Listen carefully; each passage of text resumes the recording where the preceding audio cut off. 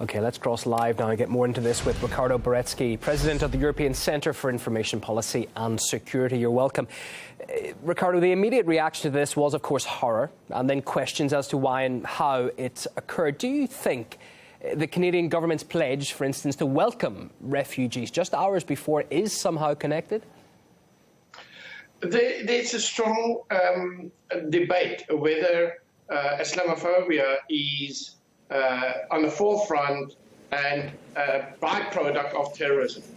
And I think absolutely there's a very strong possible connection here. You must understand that the people and the far-right movements is growing at a rapid rate.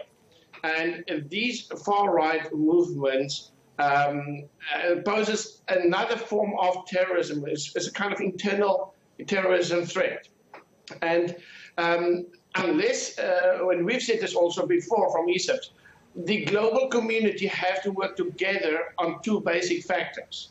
The one is the counterterrorism or the fight against terrorism, but also the fight against hatred or hate speech or Islamophobia.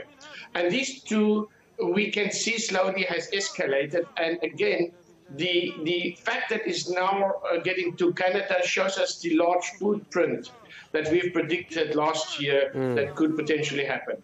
As our correspondent was just saying there, Quebec and other Canadian provinces have already seen evidence of anti-Muslim sentiment. People on social media, I'm just reading, saying that Islamophobia has been a long-term problem there.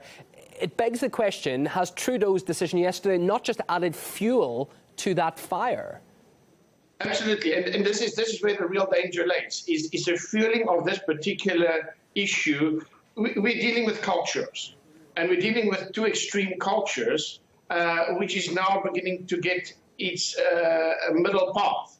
And that is a real danger, not only in Canada, and also particularly in the USA.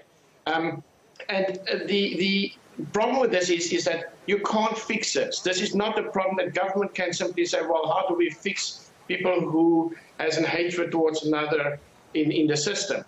And unless they have community programs and a global program that deals with this issue, we foresee, and we've said this predicted before, this is definitely will escalate in future. And it's a very serious issue because it could dump the whole world. OK, we're just having a little bit of problem with our connection there. We've been speaking to Ricardo Baretzky, President of the European Centre for Information Policy and Security. Well, former Pentagon official